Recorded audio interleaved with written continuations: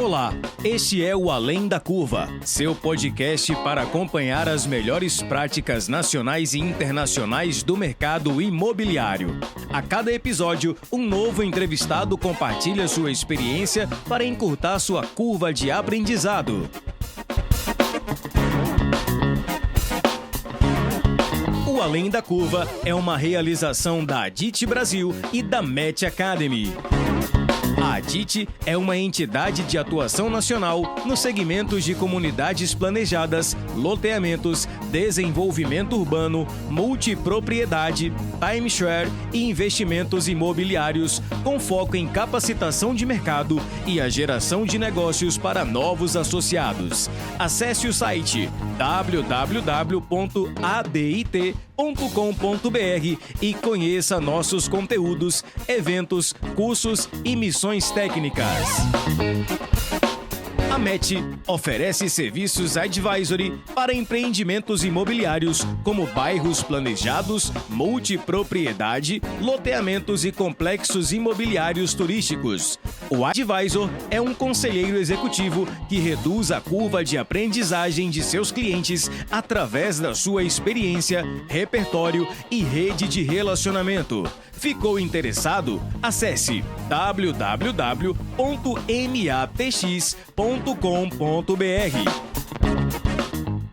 Olá pessoal, tudo bem? Mais uma vez juntos aqui, Felipe Cavalcante, hoje com meu amigo Jefferson Braga, da Una Inc. Jefferson está fazendo algo diferente, né, Jefferson, em Gramado, no que se refere a multipropriedade, né? A gente já tem conversado muito e eu né, sempre batendo papo contigo, pô, vamos lá, vamos gravar um podcast, porque seu case é muito interessante, é diferente das outras multipropriedades aí que tem se colocado no mercado nos últimos anos. Eu acho que merece que o Brasil saiba um pouco mais sobre isso, no que você vem fazendo aí na Serra Gaúcha.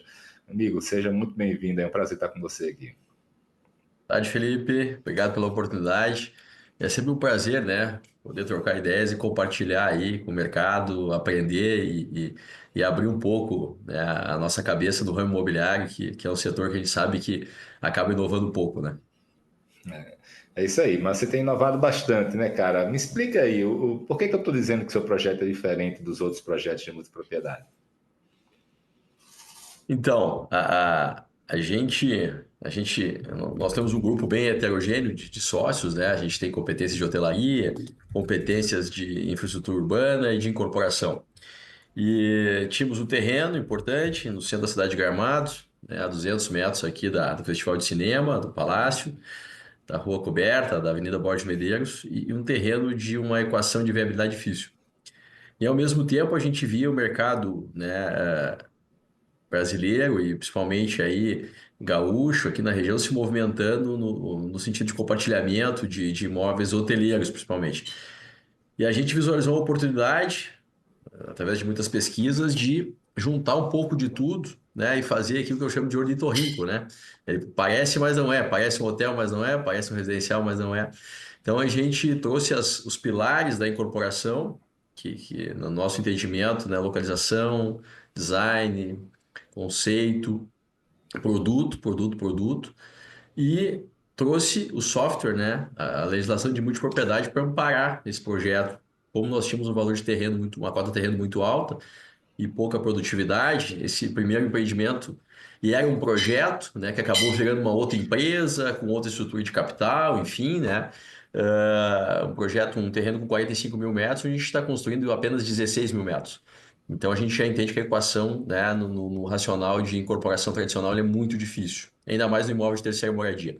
De outro lado, a gente via na Praça de Gramado uma ociosidade, que mesmo com o advento do Airbnb e N tipos de locação short stay, ele continua muito alto, né? A vacância dos imóveis de segunda moradia é muito alta.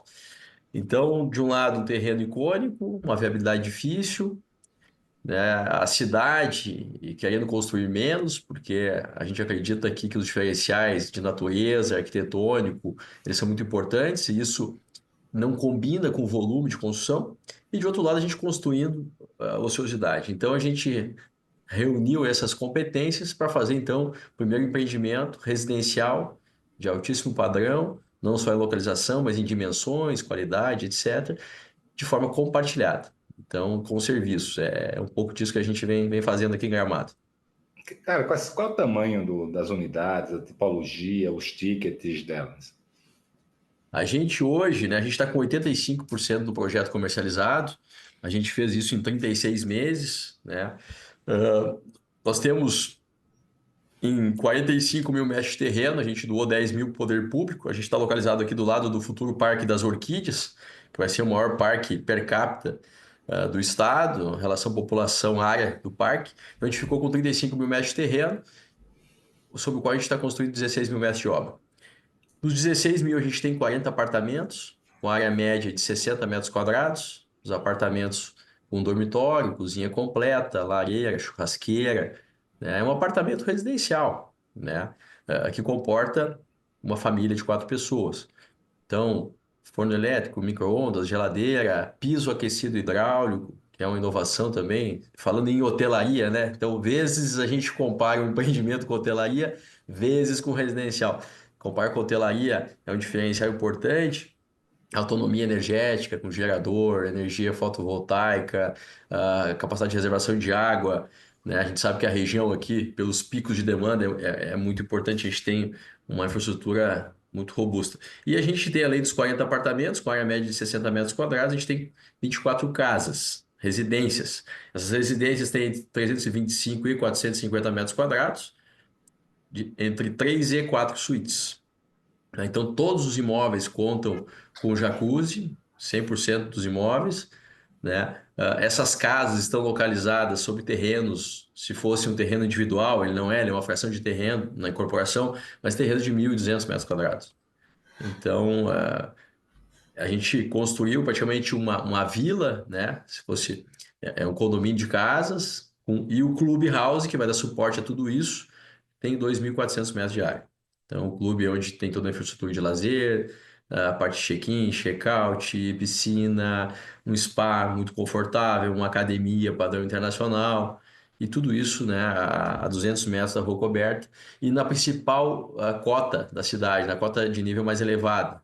Aqui a gente está a 870 metros do nível do mar. Então, essa é a tipologia, né? O Jefferson, né, a multipropriedade, ela nasceu no Brasil, né, vinda do time sharing. Foi uma mistura ali, um casamento entre o time sharing e os flats de Caldas Novas, né? E desde então, desse nascedouro, se convencionou fazer empreendimentos mais voltados para a classe média, média baixa, ali no início, com vendas agressivas e vendas de alto impacto. E a gente trouxe, né, a multipropriedade deu para toda essa base, esse meio da pirâmide, na verdade, acesso a empreendimentos de segunda residência, resorts, que de outra maneira jamais teriam, né? Esse é o grande ponto da multipropriedade. Só a ponta da pirâmide conseguia ter casa de férias, casa de praia, casa de campo, de montanha. E agora não. As pessoas podem comprar e pagar pelo que usa, né? Então, pagam parcelas de menos de R$ 1.000, R$ 600, 700, 800.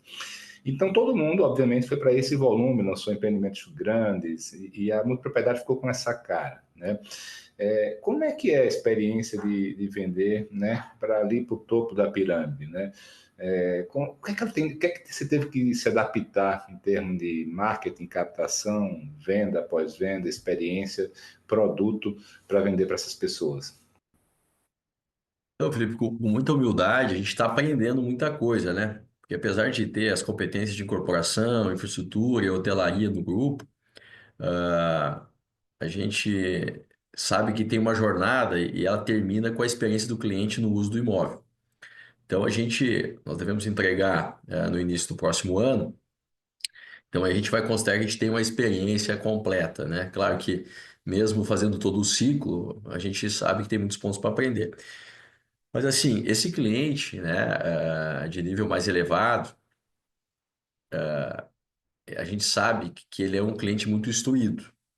E ele geralmente já tem experiência com a segunda e terceira moradia, que tem ônus e bônus, né? Ele facilmente ele entende quando a gente está falando de manutenção, de uso racional dos recursos. A gente sabe que a gente vive uma época de muito mais ser do que ter, né? E o ser é ser presente, né? Com a família, é ser participante do grupo de amigos.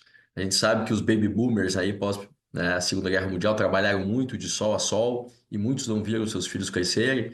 Então a turma já hoje são avós e já entenderam que a vida está indo para outro caminho, né? Que é um caminho de equilibrar trabalho, equilibrar a família, equilibrar os amigos e os próprios interesses pessoais. Então, a classe média e média alta, que é o nosso público, e que é um público que viaja, é um público que quer muito mais, né, ser do que ter, ele entende que um produto com os pilares de incorporação tradicional, seja localização, localização, localização, né, um grupo com credibilidade, um destino nobríssimo, escasso e caro como Gramado, esse modelo funciona, né? Porque ele é um modelo que faz sentido. A gente sabe que essas pessoas, elas não, elas, nós temos hoje o mundo, o turismo é a indústria que mais cresce no mundo, né? O turismo cresce a mais de 10% ao ano nos últimos 30 anos. Ele é um setor que no Brasil está só engatinhando. Então, o nosso negócio é atender o turismo, né? É a residência de segunda ou de terceira moradia. E para esse público, esses argumentos são muito fortes. Então, é a história do sapato na África. Não vende sapato porque não tem oferta, ou não tem oferta porque as pessoas não usam sapato. Eu acho assim que tem um público, né, para esse negócio. É uma relação custo-benefício super interessante, porque a nossa cabeça é de conceber um produto AAA, né, com um público AB, né, AB, pelo preço C. E o preço C, ele advém do fracionamento. Então a gente também sabe que a Casa da Praia, além de carregar ociosidade, ela carrega uma obrigação, que é a obrigação de ir.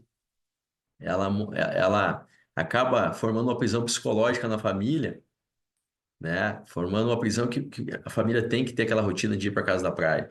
E a gente não quer a Casa da Praia, a gente não quer a Casa da Serra, a gente quer as experiências em família, a gente quer experienciar coisas novas. Então, uma propriedade compartilhada, residencial, como nós estamos fazendo, ela consegue atender esses pontos de flexibilidade, de comprar somente o que tu vai usar, de poder revender o imóvel, ele tem escritura pública, e de poder também não ir. Porque na nossa cabeça o mais importante do que ir é poder não ir. E se tu não for, o imóvel vai estar sendo bem gerido, bem administrado, bem locado. Ele é um ativo importante, um ativo icônico da cidade, um ativo anticrise. Então, essa é a nossa cabeça. Esse público, ele está mais aberto. Agora tem o outro lado, né, Felipe? Que eu acho que o setor está amadurecendo, que é a questão da metodologia de vendas, né? E pós-vendas, que tu também perguntou. Qual é a inovação nossa nas vendas? Eu sou pós-graduado em marketing e eu entendo que a melhor ferramenta de vendas, a mais poderosa, é a indicação. É o olho no olho, né? Acho que a gente falava disso no almoço recentemente, né, Felipe? Até te agradecer aí, porque é sempre uma troca muito importante contigo. Ah, então, a nossa forma, como a gente tem alguns sócios e hotéis parceiros aqui na região, a gente tem a oportunidade, através dos nossos promotores, de conversar com os clientes, mas com o speech correto, um speech de incorporação, um speech de lançamento imobiliário, onde o cliente vai para a sala de venda sabendo o que vai fazer. Ele vai conhecer o empreendimento icônico de um grupo robusto, um empreendimento que está em fase final de entrega, que está dentro do prazo.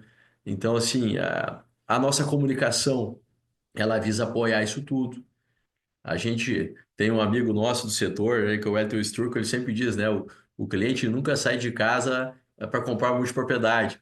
E eu acho que a gente vai conseguir, aos poucos, com cultura e com o setor, né, uma andorinha não faz verão, mas a gente precisa mostrar, e eu acho que é evolução, né, Felipe? A gente sabe, tu bem citou o mercado, como é que ele surgiu para atender a base, e eu acho que ele é o maior mercado, e eu sou apaixonado pelo mercado da base e para o público de média renda e baixa, porque ele é inclusivo, né? Ele traz mobilidade social. E a mobilidade tem um negócio fantástico, porque a gente proporciona às pessoas uma experiência que ela nunca teria. E isso instiga as pessoas a melhorarem de vida, né? A procurar destinos legais, a se relacionar com pessoas com nível cultural legal. E isso eu acho que contamina. E multipropriedade é isso. Eu acho que é poder alargar a pirâmide, é poder proporcionar mobilidade social e poder conversar com racionalidade com as pessoas. Eu acho que. E a gente inovou então na promoção, o pós-venda nosso é muito mais humanizado, no sentido de, na mesma velocidade que o cliente compra, ele pode cancelar, a empresa. Nós praticamente não temos, os indicadores de reclame aqui são baixíssimos, porque nós começamos as obras antes das vendas. A empresa tem uma estrutura de capital robusta. Então a gente quer vender realmente para o cliente que ele quer comprar, né? E a gente entende que o ativo tem um valor gigante, né? Então, para nós temos uma cabeça também patrimonial de que vai ter muita demanda pelo projeto. Então, a gente entende que é uma experiência aí conjunta, junto com os clientes, e a gente está aprendendo aí todo dia, né, Felipe? Cara, você falou algumas coisas muito interessantes, né? A primeira é essa questão de que o cliente não sai de casa para comprar uma multipropriedade. O que ele exatamente, ele traz toda essa cultura, né, mais antiga de você fisgar o cliente na rua, numa promoção, numa loja, e especialmente na origem, a cultura, ainda em várias operações é assim, é de nem dizer para o que é que ele está indo fazer, nem o que. Ele meio que esconde qual é o motivo. Vai dar um brinde, ó, vai ali para um brinde, vai ter uma coisa legal. E então teve esse primeiro aspecto. O segundo, essa questão do que você falou do racional, né? E nas salas de vendas tradicionais é muita emoção, né? É muito encantamento, tem online, depois tem um closer que vai entrar mais racional. E você falou aí que usa argumentos racionais, né? E o terceiro ponto aí é um ponto que eu particularmente tenho batido muito, que é vender para quem quer comprar e pode pagar. E você falou disso também, não. Vamos vender para quem quer comprar. Não adianta ficar vendendo para uma pessoa que acordou sem saber que ia comprar muito propriedade, que não sabia o que ia fazer na sala, quando chegou lá teve uma emoção grande, comprou muitas vezes sem né, tá sabendo bem o que está fazendo. Me conta aí nesses 3 pontos que eu falei. Qual tem sido essa trajetória de vocês? Isso na prática funciona? Quando você chega e fala, vou fazer o que na sala de vendas? Você usa argumentos emocionais também? Só racionais ou meio termo? É inevitável, né, Felipe, falar que o modus operandi da... Eu acho que das vendas no mundo, ele é o encantamento e a emoção, né? E para mim, quem está mais suscetível à emoção e à pressão é quem tem alta renda. Porque esse cara tem capacidade de definir na hora. Então, assim, esse é o pilar das técnicas de PNL e tal, das vendas de multipropriedade timeshare no Brasil. O mundo já evoluiu um pouco, a gente sabe que os Estados Unidos e o México já andam diferente, né? Porque eles já formaram uma base, né, de cliente sólida que experienciou o modelo e hoje acaba procurando esse modelo e é uma forma de férias, com melhor relação custo-benefício. Mas assim, a gente entende que o cliente ele está no destino, ele está emocionado. Todo mundo, quando vai de férias para um lugar legal com a sua família, quer morar nas suas férias, né? Isso é inevitável. A gente é assim, por mais muitos países que a gente conheça, a gente sempre se encanta, né? E a gente busca isso, isso é endorfina, né? A gente acaba, então, nesse contexto, se utilizando, óbvio, das técnicas de vendas de multipropriedade tradicional, de PNL, liner, closer, mas com inovações, que é falar a verdade, que é apresentar um projeto imobiliário, porque todo cliente de alta e altíssima renda, ele quer saber o que está acontecendo no mercado imobiliário da cidade.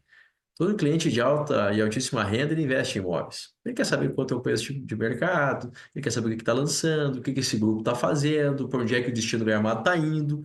Todo mundo quer saber o que fez aquele destino chegar onde chegou e quais são os próximos passos do destino. Então a gente se usa disso e da credibilidade do grupo para mostrar o que a gente está fazendo. Então, a gente, por sigilo, a gente não pode comentar, mas tem clientes de empresas icônicas do Brasil, inclusive do segmento imobiliário, que compraram. Por quê? Porque entendem que o modelo é inteligente e querem experienciar.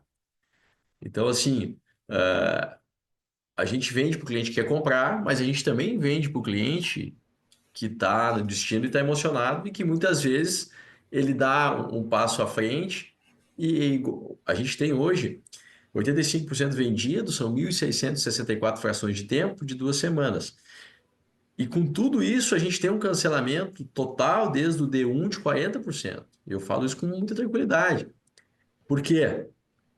porque ainda a gente não conseguiu formar uma cultura. E eu acho que Gramado pode ser pioneira nisso, porque é um destino pouco sazonal.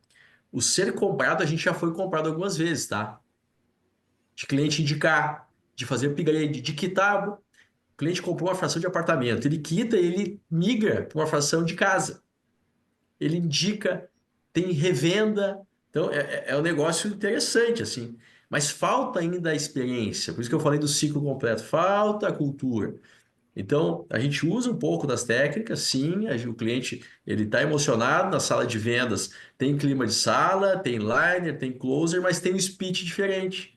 Tem verdade, né? A gente procura, claro que todo cliente, cada um decide, as pessoas tomam as decisões emocionais, não racionais. Mas a gente deixa muito claro os pilares do projeto. A flexibilidade, tu pode usar, a gente tem uma parceria com o The Heads Collection, né, que é a linha premium de intercâmbio da RCI. Muitos clientes utilizam já antes da entrega, mas a gente assim tenta ser o mais claro possível, né, Felipe? E a gente está tentando construir também, a partir do ano que vem, a entrega, até te falei, a gente quer fazer um evento em março do próximo ano, um evento de soft open para o mercado, para testar o ativo imobiliário. Porque a gente entende que o ativo imobiliário ele vai atenuar muito desses pontos, né?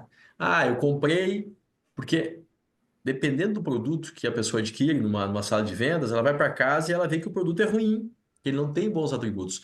O nosso produto a gente entende que é diferente. Por mais que tu decidiu na hora, por mais que tu esteja emocionado, tá no destino e tal, e tu teve uma jornada de verdade, tu vai para casa, ou tu conversa com o Uber, ou tu conversa com o recepcionista do hotel, as pessoas falam mesmo, as pessoas se apaixonam com o produto. A gente tem depoimento de cliente que comprou, pô, é um produto é um sonho. Eu nem acredito que eu comprei isso. Então, a gente está numa jornada assim de aperfeiçoamento, né, Felipe? Cara, as pessoas que compram, geralmente compram, né, aspiracional, né? Assim, quando vai para a classe média ali, a gente tem que oferecer algo para ela que seja aspiracional, né? E você falou uma coisa interessante aí, que nos Estados Unidos já são décadas, né? E as pessoas experimentaram, se hospedaram. E no Brasil, como é muito recente, apesar de a gente já ter vários empreendimentos entregues, ficou muito aquela característica de venda de alto impacto, de captação na rua, a sala de venda, em pouca experiência real, assim. Os empreendimentos começaram a ser entregues muito recentemente. E o que a gente, em vez da minha opinião, eu vou perguntar a sua qual é, né? O que é que você tem visto no mercado? Você não está pronto ainda, né? Mas o que é que você tem visto no mercado da satisfação ou não dos clientes que estão usando os empreendimentos? Porque o que eu imagino é que foi vendido, e você vai no Reclame Aqui, de repente tem gente que reclama, mas é uma fração da quantidade de clientes que compraram e que podem estar satisfeitos usufruindo daqueles imóveis. O que eu fico visualizando é que, do mesmo jeito que o seu cliente está na classe média mais alta ali e vê como aspiracional o seu produto, para aquelas pessoas que compraram alguns também de classe média mais média, assim, os produtos estão melhorando muito. São produtos que começaram talvez mais simples, lá há 10 anos atrás, 12, mas que hoje, Gramado mesmo, tem empreendimentos que são muito bacanas, todos os daí, né? Então, assim, o que é que você tem visto disso, dessas pessoas que começaram com seus amigos, com o mercado, sobre esse uso, né? A satisfação dos clientes com o uso? Eu me lembro até que a DIT fez uma pesquisa ano passado, que 85% dos clientes de multi estavam satisfeitos com o produto. Por que eu estou pegando isso tudo? É o gancho de que, talvez, com o passar dos anos no Brasil, as pessoas vão conhecendo, experimentando, não só comprando e pagando durante 3, 4 anos, mas usando por 4, 5, 6, 10, 20 anos e vendo que é uma boa pedida. Eu acho, né, Felipe, como tudo na vida, a gente tem que ter humildade de olhar para o ciclo de produto. Existe né, o início, depois a gente tem acelera, depois o setor amadurece, depois entra em declínio, né? Um ciclo de produto no marketing, né? E se olhar para os 5 P's do marketing, né? Produto, preço, praça, promoção e pessoas, o incorporador, ele entra, nem o incorporador geria esse negócio, ele começou pela mão de investidor, né? De investidores.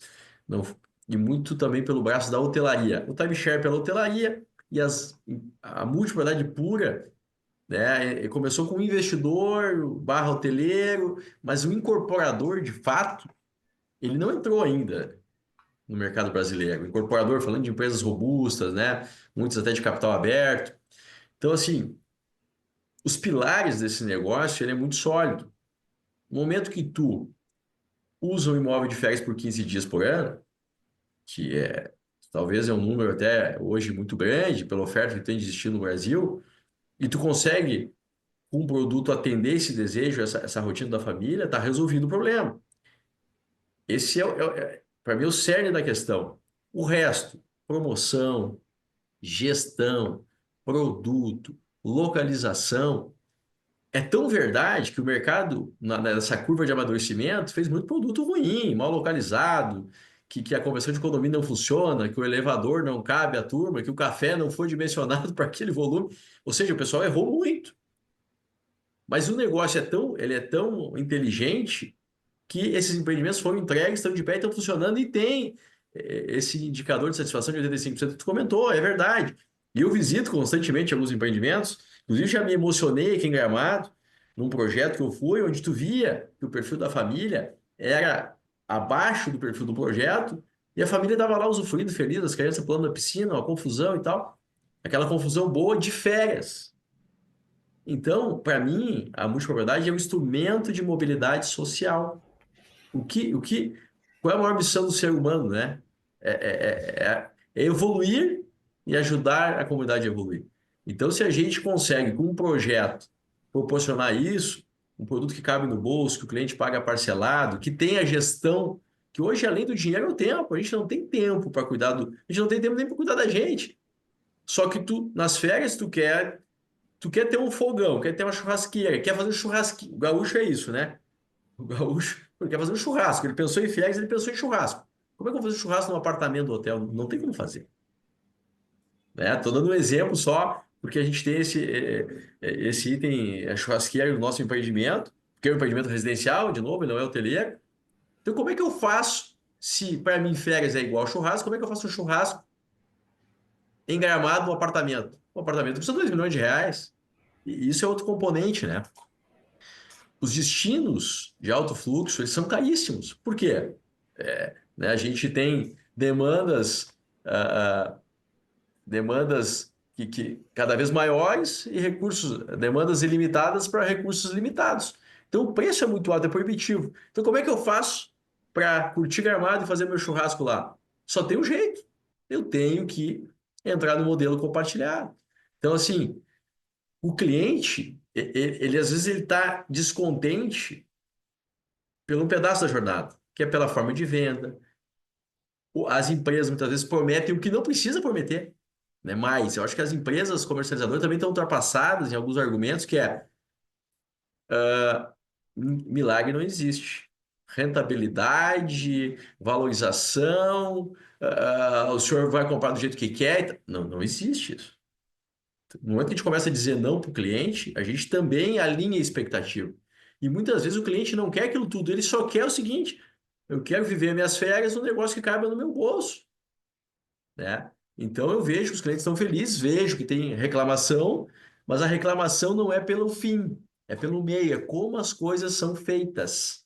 A gente precisa, eu acho que, evoluir. E o mercado está evoluindo, hoje a gente tem produtos excelentes em Gramado, em outros destinos, e o incorporador também, nessa evolução, ele vai acabar melhorando seus resultados. A gente sabe hoje que a planilha é o encanto da serpente, né? VGV, qual é o indicador do mercado imobiliário no mundo? TIR, taxa interna de retorno. A gente tem que aprender a olhar para isso e não olhar para VGV.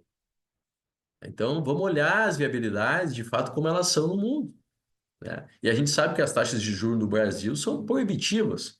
Então, se a gente não olhar para toda a cadeia de produto, eu acho assim, falar da experiência do cliente, tem que voltar lá para o terreno, tem que voltar lá para a viabilidade, para a construção do produto. Aí a gente vai melhorar esse indicador de experiência, que, no meu ver, ele já é ótimo, tendo em vista a curva de aprendizagem. Cara, a gente uma vez conversando, a gente discutiu, né, sobre se a multipropriedade era um produto imobiliário ou um produto turístico, né, hoteleiro, né? Tem, obviamente, elementos dos dois. Qual é a sua visão sobre isso? Assim, você é um incorporador imobiliária, você também tem sócios hoteleiros, mas olha, falando para quem está querendo entrar nesse negócio, né, o que o cara pode esperar? Eu acho que ele pode esperar muita complexidade, né? Eu acho que eu não tenho essa definição, tá, Felipe? Onde a gente encaixa, e eu acho que também não tem necessidade de encaixar. Eu acho que é uma categoria nova. Por exemplo, né, eu sempre falei isso em Gramado, flat. A maioria, 90% dos municípios brasileiros não sabe o que é um flat. E em destinos turísticos existe. É um flat, né, um apartamento hoteleiro, tem uma escritura individual. Então, o investidor compra com viés de rentabilidade. É um produto. Um sítio. Falar com um paulistano o que é um sítio, ele não sabe o que é. Né? Para ele, um sítio é um terreno de 1.200 metros. Não, pode ser um sítio de 30 mil metros quadrados. Né? Então, o que é um pool de hotelaria? O que é um terreno em condomínio, terreno fora de condomínio? O que é uma cobertura horizontal? São produtos do mercado imobiliário. Eu acho que nós criamos uma nova categoria. Essa é a minha opinião. E com todas as peculiaridades dessa nova categoria. E a gente, se hoje a gente está fazendo a incorporação, a Márcia Rezec, a doutora Márcia está nos ajudando, é nossa advogada aí, que eu também indico aí para quem vai olhar esse modelo. Depois eu quero uma comissão aí, doutora Márcia. É minha nossa amiga, né, Felipe, em comum. Mas assim, mesmo com toda essa experiência, a gente encontra ainda pontos que não é uma questão de legislação, é uma questão de prática. E cada projeto é um projeto é mais horizontal, outro é mais vertical. Como é que tu vai compor o calendário? Ele é fixo, ele é rotativo. Vai ter pool de locação, vai ter central de locação. Como é que é o serviço do condomínio fixo? Como é que é o serviço pay-per-use? Como é que eu vendo? Tem distribuição? Não tem? Eu vou administrar para garantir entrega? Eu vou ter um administrador terceiros? Eu vou terceirizar o AIB? Eu vou verticalizar o AIB? Eu comercializo, por exemplo, a nossa estrutura hoje de empresa, né? A gente tem 110 pessoas direto hoje, a gente faz desde a aquisição do terreno até o mestre de obra nosso, a gente vai fazer ponta a ponta. AIB, hospitalidade, tudo. Porque a gente entendeu que é importante, mesmo que a gente tenha uma curva de aprendizagem pela frente, é importante nós dominar todo o processo. Agora, isso carrega muitos riscos, né? Carrega múltiplas competências. Então, assim, qual é a categoria? Eu acho que é, de fato, a nossa categoria é um residencial compartilhado com serviço. Ora, parece um hotel, ora, parece um residencial, né? Mas eu acho que a gente está descobrindo ainda como é que a gente vai se definir para frente, né, Felipe? E me explica aí, explica melhor o porquê da decisão de verticalizar tudo, inclusive vendas, inclusive operação hoteleira. Então, a gente foi para o mercado na época, e eu sou apaixonado pelo ramo imobiliário. Eu fiz o primeiro empreendimento com 23 anos. Eu tinha como meta até os 30 fazer um de cada tipo para entender, aprender na prática. Mas não é participar, né? Eu digo que se envolver é uma coisa, né?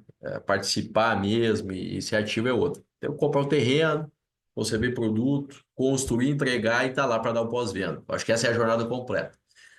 E para que esse aprendizado flua, a gente entende que primeiro a gente tem que ter um tempo de pesquisa, né? E ele é perene, a gente faz isso direto, né, Felipe? Viaja para lá para cá. Agora eu fui para os Estados Unidos, fiquei 15 dias com a minha família. Eu tenho dois filhos pequenos, um de 3 e um de 5 anos, hospedado num projeto fracionado, um empreendimento da Hilton.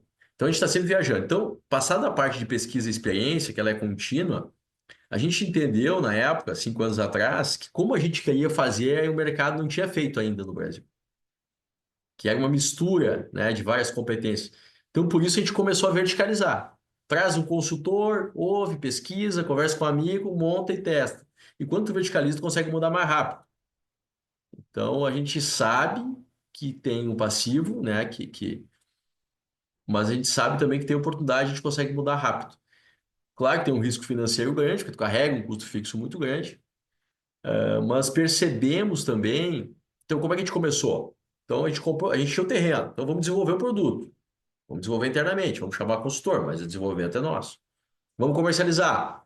Muito difícil, a turma acostumada a comercializar timeshare, os indicadores nebulosos, planilhas que ninguém entende, que não refletem TIR, refletem VGV, não refletem exposição. A gente não estava seguro.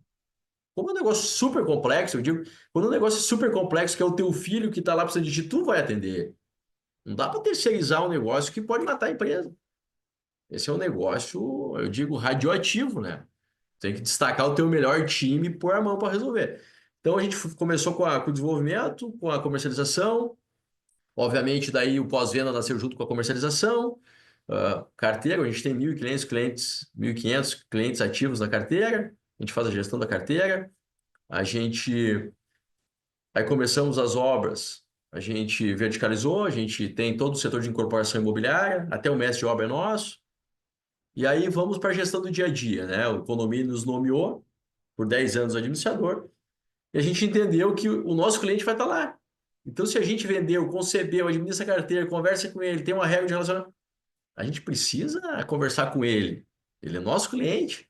Então, vamos encarar esse desafio também. A gente está contratando um gerente geral que tem a cabeça aberta para a inovação, que é para lidar com a hospitalidade, mas também com o proprietário, com a gestão de condomínio. E estamos verticalizando, claro, né? Levando todo o know-how das empresas sócias, né? A gente tem a Intercity Hotels, que é a nossa sócia, tem 50 hotéis pelo Brasil. A gente tem o grupo Casa Hotéis, aqui de Gramado, que tem uma coleção de hotéis boutique. Então, essas competências, né, e essa homologação, essa hospitalidade, ela está homologada pelas marcas, né? Mas a operação, a empresa entende que ela precisa entrar nessa competência para que ela consiga superar as expectativas de entrega. E eu não estou falando só de hospitalidade, estou falando em relação a custo, a gestão da manutenção, a prestação de contas do condomínio. O mesmo dinamismo que a gente deu e inovação nas vendas, a gente precisa entregar de ponta a ponta. Então, a nossa cabeça é isso: vamos ouvir o mercado, vamos nos apropriar de conhecimento, de consultorias e vamos implantar, e vamos testar, e vamos melhorar, e vamos encontrar o nosso jeito de fazer no modelo de produção puxado, ou seja, o que que o cliente quer, e não empurrada, né? Então, essa colaboração no desenvolvimento é importante para nós. Cara, e a imagem da multipropriedade, assim, como é que tá? Como é que tá em Gramado? Como é que tá com seus clientes que chegam aí?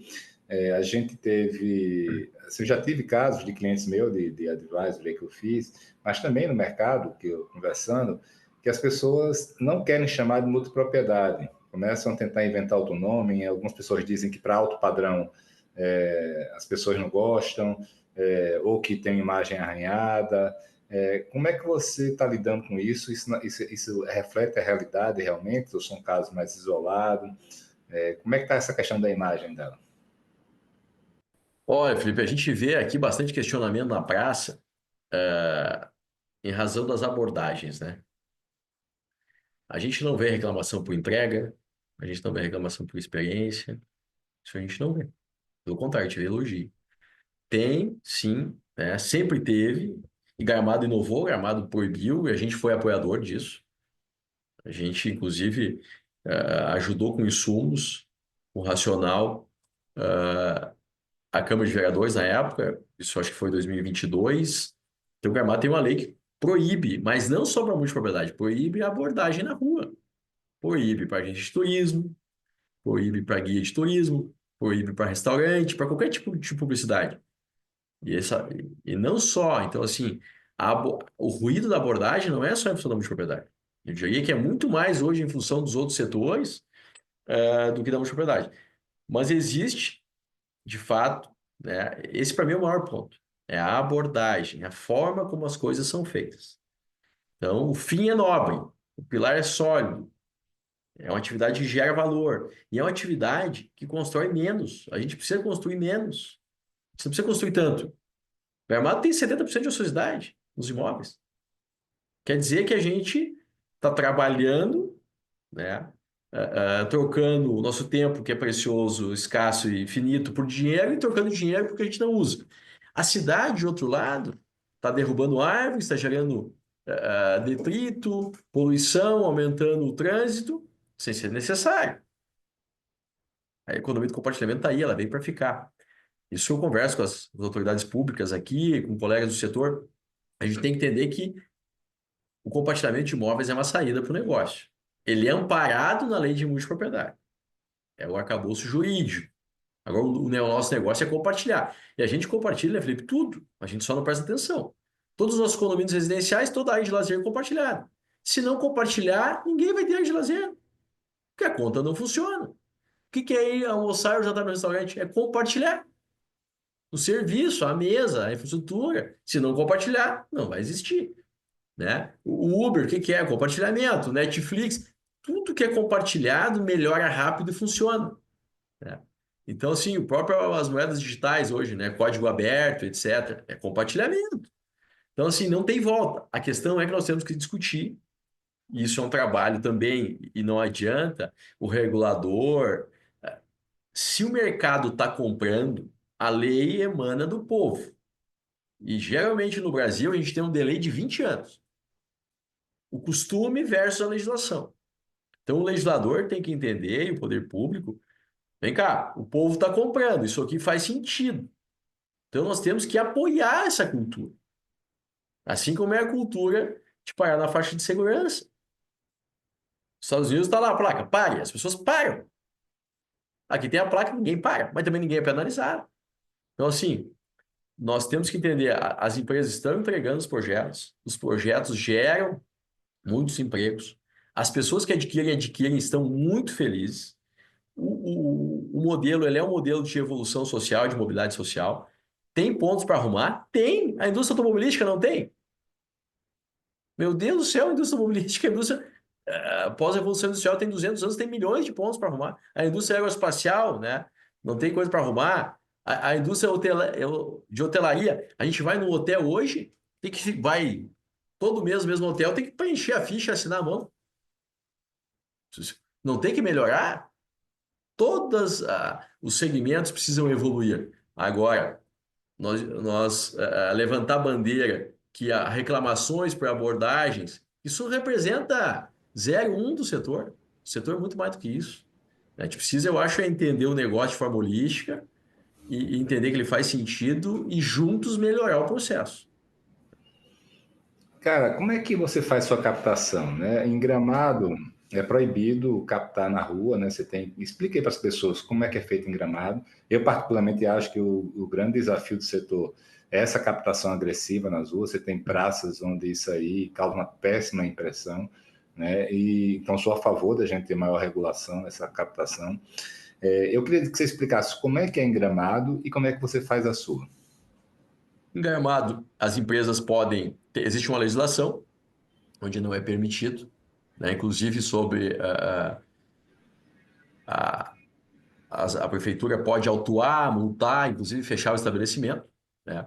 Que promove a abordagem fora da sua área comercial e do seu recuo frontal. Então, é proibido. Existe uma legislação, acho que é de 2022, inclusive a gente apoiou na época, e a gente apoia, porque o turista tem que se livre para ver a experiência dele.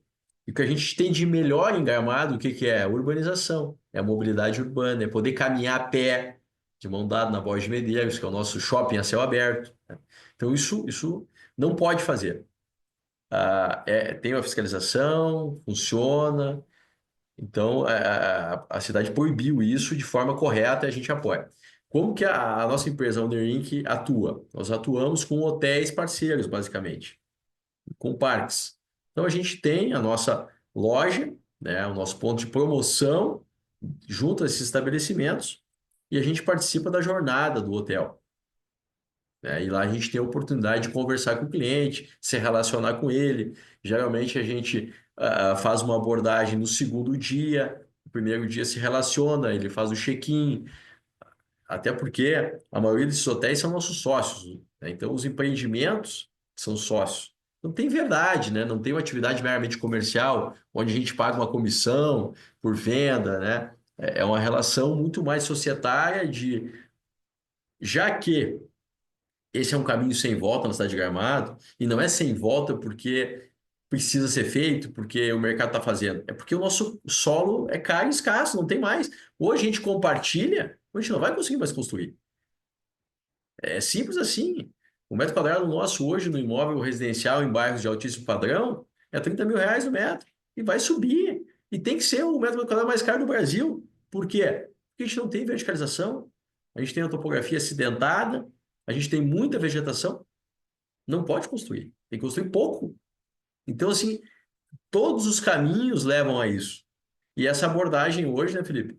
Ela é a forma que a gente trabalha, ela é uma abordagem. A gente aborda o cliente no segundo dia no hotel, no terceiro dia, convidando ele para conhecer um produto imobiliário, né, da qual aquele estabelecimento é sócio, parceiro, se ele quer saber o que está acontecendo no mercado imobiliário, etc, etc, etc. E ele vai, a gente tem carros nossos, 4, 5 veículos, leva os clientes na sala de vendas, leva para conhecer o empreendimento, a gente faz uma jornada completa e tem um índice, a nossa taxa aí de conversão é de cerca de 20%, né? 20% dos clientes que entram na sala de vendas acabam comprando. Ou seja, realmente a gente conseguiu aí encontrar um modelo de abordagem nesses hotéis, principalmente, de forma que a gente consiga transmitir os atributos do produto e instigar a curiosidade. As pessoas vão conhecer, entendem o modelo e acabam comprando. Numa escala assim, de um lado esquerdo está a venda de impacto e do lado direito está a venda de relacionamento tradicional, onde o cliente, né, ele estuda, analisa, demora, venda.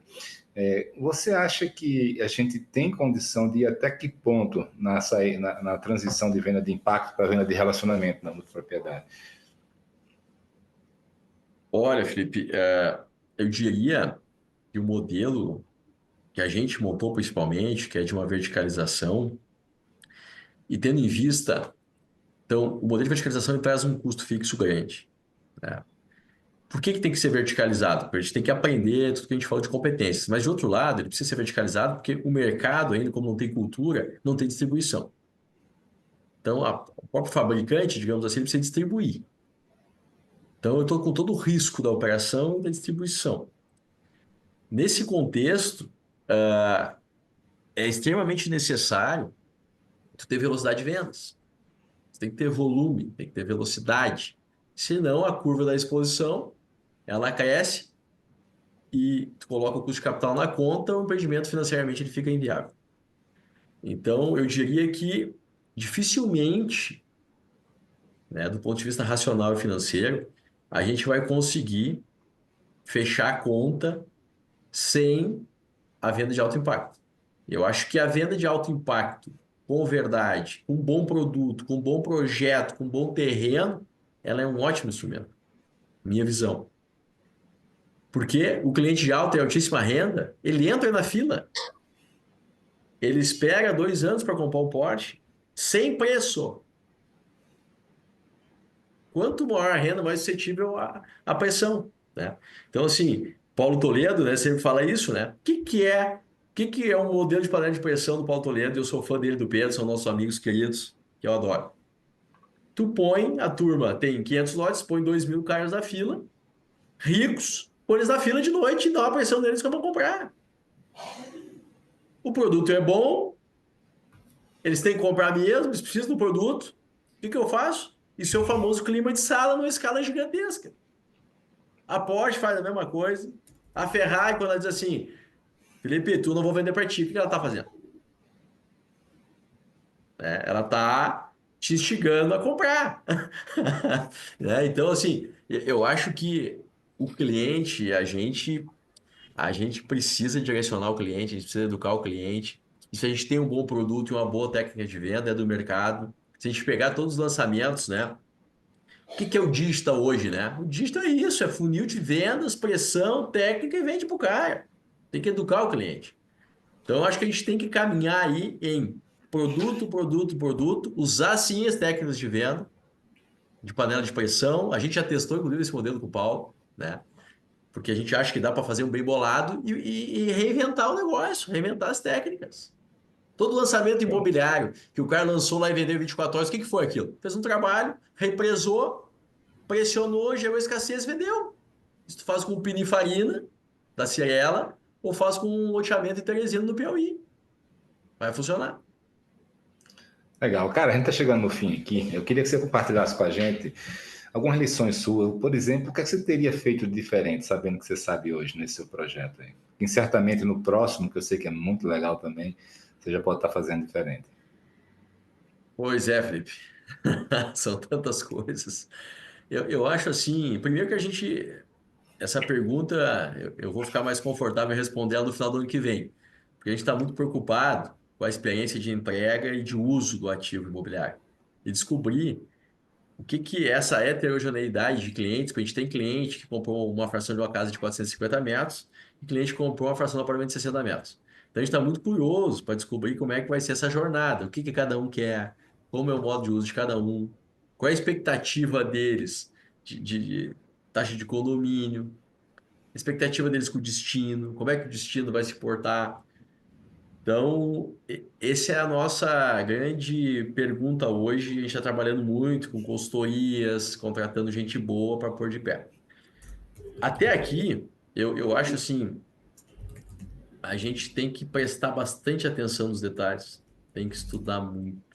Eu toco duas empresas, então, às vezes, alguns detalhes passam, né? Tem que ter muita energia. Então, onde que eu faria diferente? Eu acho que a gente teria se dedicado muito mais, a gente se dedicou, mas teria se dedicado muito mais ao produto, a fazer muito mais conversa, pegar o anteprojeto, Felipe Cavalcante, vem aqui, né? Paulo Toledo, vem aqui, fulano, vem aqui, Bueno Neto, Cirela, conversar, hoteleiro, ir lá na Hyatt, se hospedar, ir na Hilton, se hospedar, ir para os Estados Unidos, se hospedar, viver, levar a família, porque o produto o produto não é importante esse detalhe técnico do serviço na hora da venda, realmente não é. Mas a operação, né? Tu construir o produto. Eu acho que eu teria dedicado muito, nós nos dedicamos, teríamos nos dedicado muito mais ao produto. A gente comprou o terreno certo, do jeito certo, mas o produto. Nós teríamos se dedicado mais, porque a gente teve alguns retrabalhos, né, de projeto, de volta, quebra uma parede aqui, ajusta ali, muda, fluxos, né? Porque o fluxo é tudo, nós não temos mão de obra hoje. A gente falou disso, né, Felipe? Tu esteve com nós visitando na parte back. Se eu não tiver um fluxo adequado, eu vou aumentar em 20, 30% o número de pessoas. Isso vai aumentar em 20, 30% a taxa de condomínio. Quanto vai repercutir isso na taxa de cancelamento? Quanto vai aumentar na diária média? Então, nós teríamos olhado muito, muito, muito mais para esse ponto. Segundo, nós teríamos olhado muito mais para a viabilidade econômico-financeira.